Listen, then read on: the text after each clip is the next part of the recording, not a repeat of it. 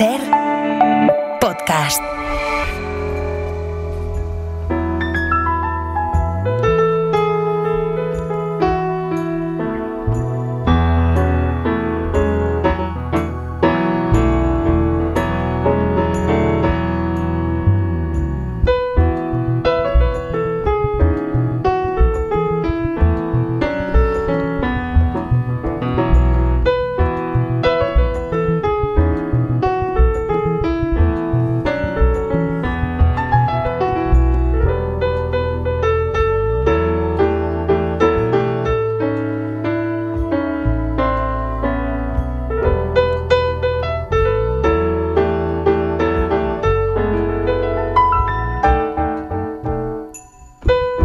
Desde Berlín ya está Mar Bassets, corresponsal del País en Alemania. ¿Qué tal, Mar? ¿Cómo estás? Buenos días.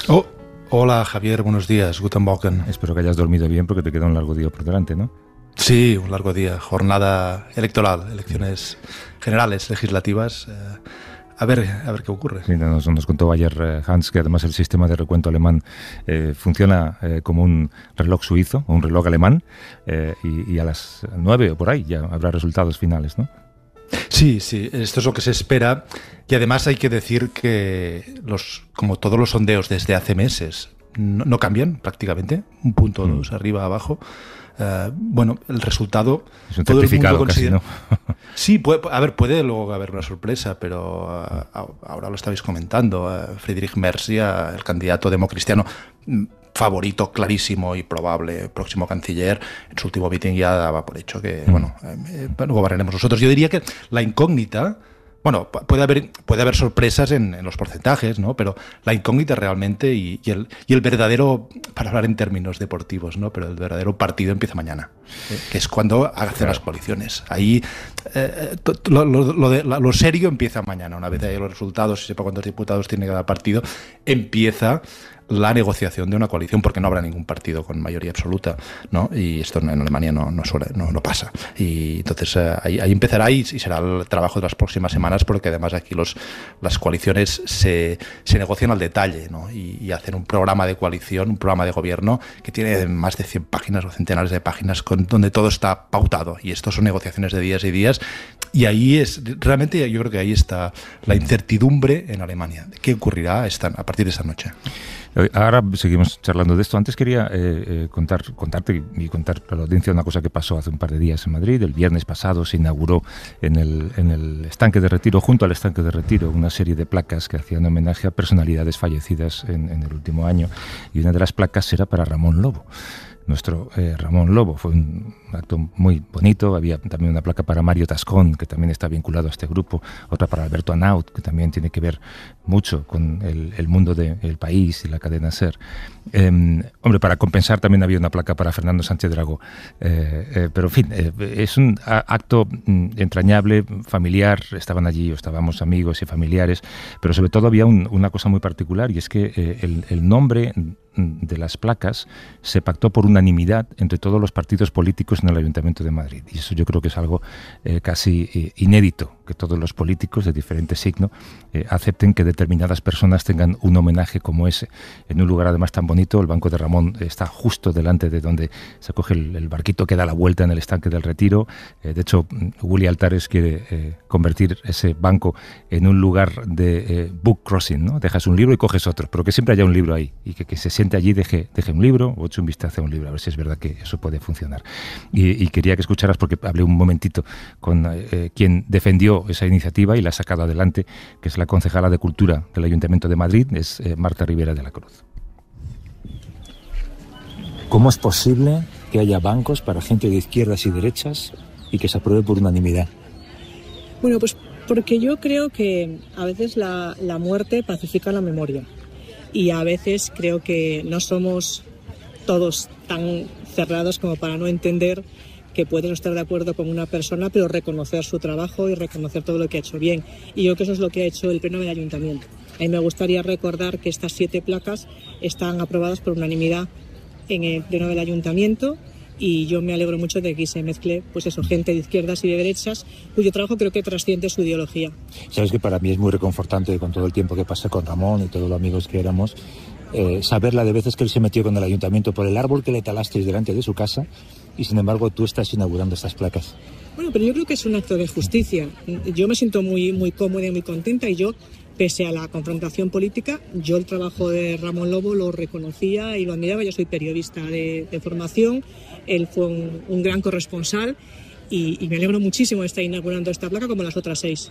¿Hubo que hacer alguna negociación, algún tipo de acuerdo para que nadie votara en contra? Es que es muy raro que algo se haga por unanimidad en este país hoy en día. Bueno, se habló con todos los grupos cuando se presentó la iniciativa de la importancia de que se saliera y además que lo votáramos todos. Porque, a ver, se hubiera podido hacer igual, con una mayoría basta para este tipo de iniciativas, pero de alguna forma se ensombrece si no tiene el voto unánime de todos. Entonces, simplemente se habló, tengo que decir que todos los grupos lo entendieron enseguida y fue más difícil buscar los bancos, encontrarlos, elegir los sitios que todo el trabajo de preparación de esta aprobación. Ahora estamos al lado del estanque de Retiro, se acaban de inaugurar las placas en los bancos. ¿Es verdad que las roban las placas? Bueno, es verdad que la gente busca recuerdos en lo que menos nos podemos imaginar. Entonces, bueno, yo recuerdo cuando se hizo una exposición de vacas y la gente se llevaba los cuernos de las vacas. Entonces nos preocupaba. Un solo cuerno, porque encima tampoco cuerno, es nada. Sí, ¿no? con uno tampoco haces nada, con los dos ya veremos. Pero sí que es cierto que pues había posibilidades y por eso pensamos, primero se pensó en la posibilidad de las placas colocarlas en lugares cercanos a las residencias de cada uno de los homenajeados, pero pensamos que era mucho mejor estar en un sitio que tenga una buena vigilancia, que por la noche de alguna forma quede cerrado y sobre todo un sitio donde van a ver las placas todos los madrileños, porque yo creo que cualquier madrileño en algún momento del año se pasa por el Retiro y por delante de este estanque. Entonces verán las placas, se tendrán que preguntar a veces quién es este, quién es aquel, y espero que tengan la curiosidad para enterarse y refrescar la memoria. De quién era cada uno, ¿no? Mario Tascón, Alberto Anaut, Ramón Lobo, tanta gente. He visto que los has presentado por orden alfabético. No sé si los bancos también están colocados con las placas por orden alfabético para evitar que, por ejemplo, Sánchez Dragó y Ramón Lobo se enzarcen en una discusión. Pues la verdad es que no lo he pensado, pero yo creo que en este momento ya no está nadie para discutir, sino todo lo contrario, para disfrutar lo bueno de la vida, lo bueno del trabajo de cada uno, porque toda esta gente está reconocida por su trabajo, por el trabajo que hacían, eran excelentes cada uno en su campo y no creo que hubiera, ni siquiera aunque les pusiéramos los bancos juntos, seguro que no había ninguna discusión. Oye, gracias por la iniciativa, gracias por hacerlo, nos sentamos un rato. Venga, pues ahora tomamos asientos.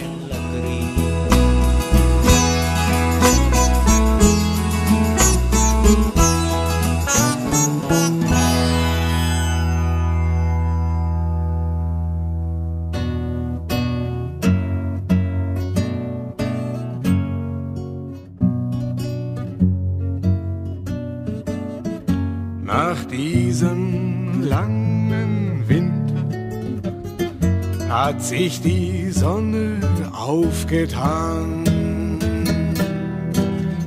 Das Licht fällt in die Häuser, die Nebel steigen an.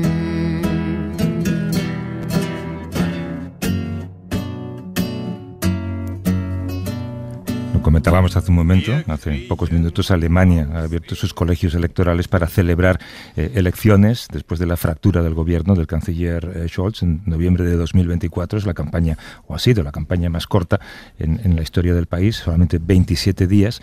De las más de 82 millones de personas que viven en Alemania, casi 13 millones de ellas son extranjeras, según los datos de 2024 de la Oficina Federal de Estadísticas del país. Muchas veces son quienes sostienen las vidas de todos porque hacen trabajos esenciales y altamente cualificados. Esas personas, Marc, han llegado desde distintos lugares del mundo para buscar una mejora en sus vidas, pero en España, en Estados Unidos, en Alemania también, muchas veces las enmarcamos como culpables o las enmarcan como culpables de los problemas en los países por buscar un enemigo, ¿no? Sí, Javier, y se ven, en el caso de Alemania y de esta campaña, en el centro de la campaña electoral, ¿no? Esta era una campaña que iba a estar centrada en la economía, en la crisis industrial, pero después de varios atentados y sucesos se acabó hablando sobre todo de inmigración. Y el momento estelar, si puede decirse estelar así, con esta palabra, fue el voto a finales de enero de varias iniciativas parlamentarias del candidato de la derecha moderada, Friedrich Merz, el favorito, para limitar la inmigración y limitar el derecho al asilo. Lo curioso de este voto es que recibió el apoyo de la extrema derecha y esto llevó a duras críticas contra Merz por haber roto un tabú al votar un partido de la derecha llamémosla moderada, con la extrema derecha. Hay que remontarse en Alemania al 2015, que es una fecha clave que todo el mundo te cita en este país, ¿no? Para entender estos debates actuales. Fue el año, en 2015, cuando Merkel, que era democristiana también como Merz, decidió permitir la entrada en Alemania de cerca de 1 millón de refugiados y enviar al mundo la imagen de que Alemania era un país abierto, pero al mismo tiempo la extrema derecha lo aprovechó y dijo, esto lo dijo un dirigente de Alternativa para Alemania, este partido de extrema derecha, que seguramente será el segundo más votado, dijo, esto es un regalo para nuestro partido, y ahí se disparó, ¿no? Una parte de la sociedad alemana está claramente a favor de limitar la inmigración y de dar marcha atrás en lo que hizo Merkel, pero hay otra parte que también reconoce que los países europeos envejecen, y Alemania también, que el mercado laboral está cercano al pleno empleo, las economías están estancadas y por lo tanto hay una necesidad de una falta de inmigrantes para trabajar y para levantar la economía. Esto lo decía Merz el jueves, que estuve en un meeting de él. Él decía, defendía sus medidas duras contra la inmigración, pero al mismo tiempo decía, necesitamos la inmigración, necesitamos profesionales, médicos, científicos, investigadores, necesitamos la inmigración para que Alemania vaya adelante, pero él venía a decir que queremos elegir qué inmigración. Inmigración sí, pero decidamos cuáles vienen y cuáles no. Para hablar desde ese punto de vista al que tan pocas veces se escucha y para hablar de cómo ha cambiado Alemania en estos años y qué espera entre las elecciones de hoy, nos escucha Hiba Al-Janef, es auxiliar de pediatría en Nauen, en las afueras de Berlín, desde donde nos atiende. ¿Qué tal, Hiba? ¿Cómo estás? Buenos días. Hola, buenos días. Soy Hiba Al-Nayef. Al-Nayef, no sé cómo te he llamado, seguramente al revés. Tú eres originaria de Alepo. En 2008 fuiste a Cádiz a estudiar medicina. ¿Y en qué momento de tu formación te vas a Alemania? Yo nací en Alepo, me fui a Alemania, a España en 2008. Primero a Marbella, donde vive mi tío, y luego a Granada para hacer la selectividad, y a partir de 2009 a Cádiz. A finales de 2016 fui a Alemania para hacer la especialidad en pediatría Claro. Claro, es en 2015, justo durante lo que Marc llamaba la crisis de los refugiados, cuando tú llegas a Alemania para especializarte, como dices, en pediatría. ¿Qué ambiente se respiraba entonces, en 2015, comparado con el ambiente que hay ahora, Hiba? No ha cambiado mucho. Hay un parte de la comunidad alemana que son una sociedad muy cerrada y no acepta a los inmigrantes de todas formas. Y hay un porcentaje que sí, que aceptan, pero en el este de Alemania ves un más porcentaje de la gente más cerrada, más se puede decir enemiga de los inmigrantes, y en el otro lado, pues en Nordrhein y estas zonas se ve gente que acepta más a los extranjeros, pero desde 2015 hasta ahora la cosa está yendo peor, lamentablemente. ¿Peor? ¿En qué sentido? En sentido de aceptar a los inmigrantes, culparles en todos los problemas que están pasando en el país. Claro, son la causa de todos los problemas. Los ataques racistas están aumentando. Hola, Hiba, aquí Marc desde Berlín. Guten Morgen. Morgen. Tú vives y trabajas cerca de Berlín, es decir, en el este de Alemania. Durante este tiempo viviendo en Alemania, ¿has sufrido personalmente actos de discriminación? Hombre, claro, más que una vez, lamentablemente, desafortunadamente, más que una vez. Yo vivo en Berlín y trabajo alrededor de Berlín, en Nauen. En tu trabajo, como dice Marc, ¿tú crees que hay, por ejemplo, pacientes que te consideran peor que a alguien nacido en Alemania? Sí, pacientes, pero también compañeros de trabajo, incluso. ¿Incluso? Sí. O sea, esto lo vives en el día a día, digamos. Sí. Antes era peor. O sea, estuve en otro hospital a las bordes de Polonia. Y ahí fue la cosa peor, y me discriminaron las enfermeras. Eran como un clan de enfermeras contra los extranjeros y nos hacían el trabajo imposible. Estaban insultándonos, o sea, al punto de decir buenos días y que no te responden, o que te preguntan preguntas, yo qué sé, que discuten tu trabajo en frente a los pacientes, critican el trabajo en frente a los pacientes, por ejemplo, o que me hacen una orden médica, que por ejemplo dan el paciente este médico o tal medicamento y no lo dan, o discuten y todo eso, y gritan, y fue muy extremo hasta que llegué al punto de que me hice una Beschwerde, ¿cómo se dice en español? Estoy olvidando. Una queja. Una denuncia oficial, claro, a la delegación del hospital, hasta que, quiero decir, me dejaron en paz. Estaban ya trabajando profesional conmigo. O sea, hacía falta una denuncia oficial para que me traten como una persona normal. ¿Hay miedo a la subida de Alternativa para Alemania, que es este partido de extrema derecha que cada vez tiene más votos, y sobre todo en el este de Alemania? Por supuesto, estamos hablando del tema todo el tiempo.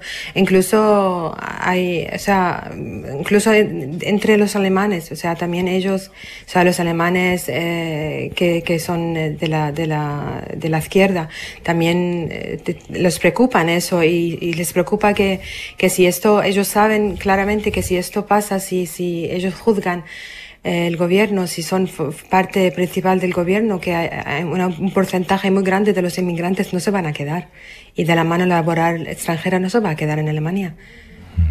Y en tu vida diaria, tú y tu familia tenéis miedo cuando salís, yo qué sé, pues miráis a ambos lados de la calle, digamos?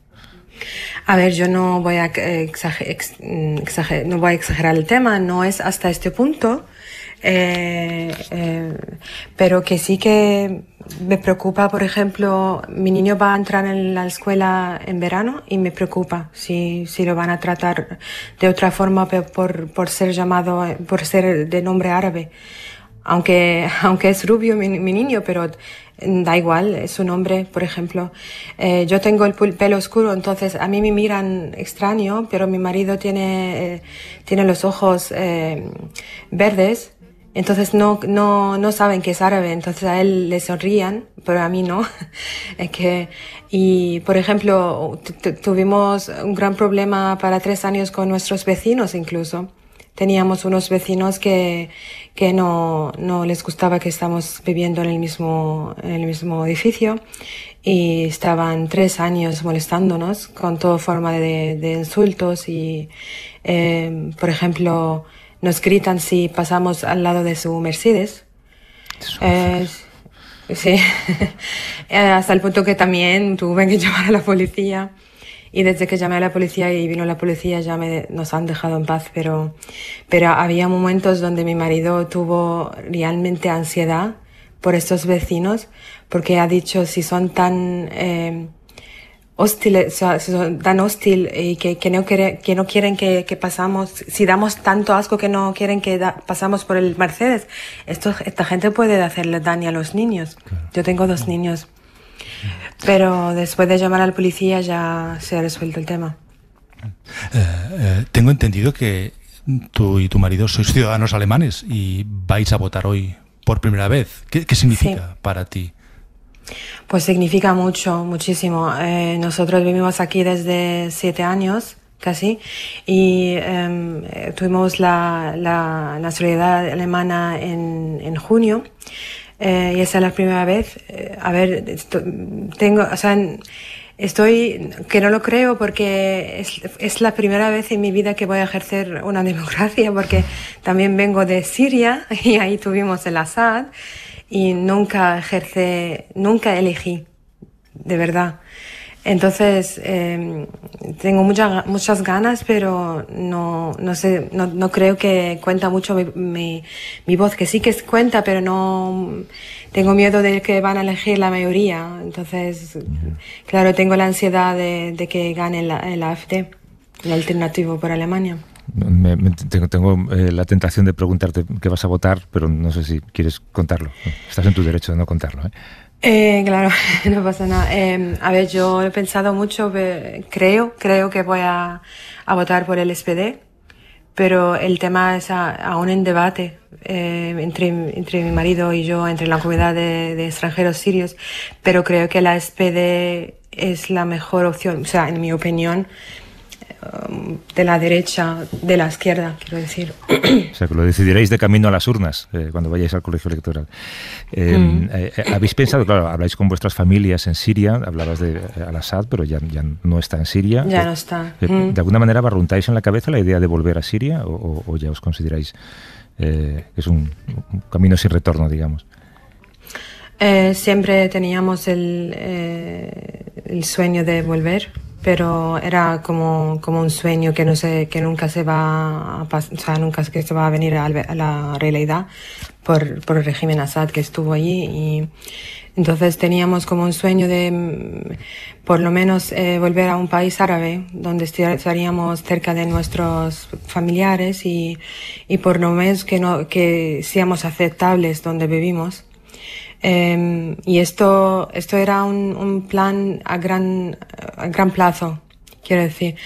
Pero ahora, claro que ahora volvió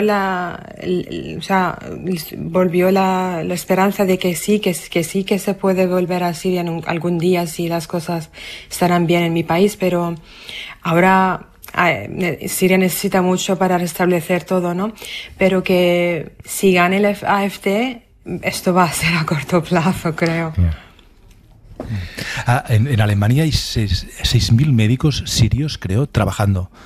¿Qué pasaría si dejaseis, porque tú eres una de ellas, de trabajar en el sistema sanitario alemán? A ver, nosotros somos 6.000 sirios y luego hay como 4 o 5.000 sirios alemanes, o sea, con nacionalidad alemana. Somos 10.000 médicos sirios trabajando en Alemania, entre que tienen nacionalidad y la que no la tienen. Pues a mí me preguntaron esto antes en una conferencia periódica aquí en Berlín y yo he dicho, si cogemos y vamos en un día, va a ser un catástrofe sanitario, porque nosotros formamos una gran parte del sistema sanitario alemán, sobre todo en las ciudades pequeñas y urbanas, en las comunidades rurales, quiero decir, en las ciudades pequeños y pueblos y eso, y no solo médicos, somos 10.000 médicos y como 4.000 dentistas y 2.000 o 3.000 farmacéuticos, y también muchos ingenieros y muchos sirios que trabajan en la mano laboral alemana. Y si cogemos y vamos en un día, va a ser un catástrofe total, en mi opinión. Hiba Al-Nayef, ¿lo he dicho bien? Al-Nayef, ¿no? Sí. Al-Nayef. Que te deseo lo mejor, Hiba, muchas gracias. Que disfrutes de ese ejercicio democrático que vas a realizar hoy por primera vez en tu vida, que es votar, que nadie te mire por el color de tus ojos y sobre todo que nadie te juzgue por el color de tus ojos. Hablaremos pronto, espero. Cuídate mucho, Hiba, y gracias por conversar con nosotros. Gracias a ustedes. Hasta luego. Buen día.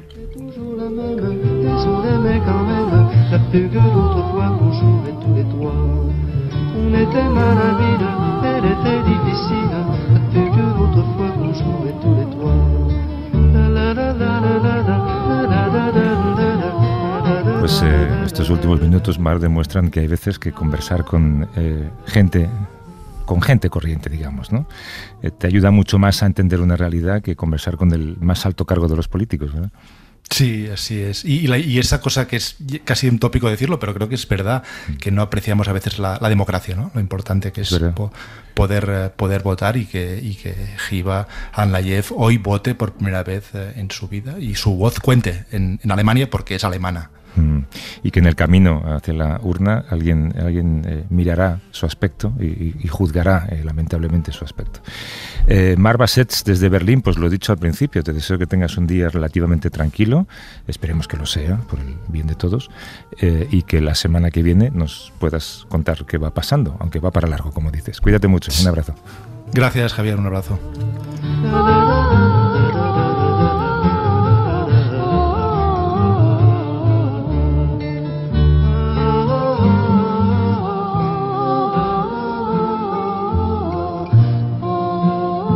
Para no perderte ningún episodio, síguenos en la aplicación o la web de la SER, Podium Podcast o tu plataforma de audio favorita.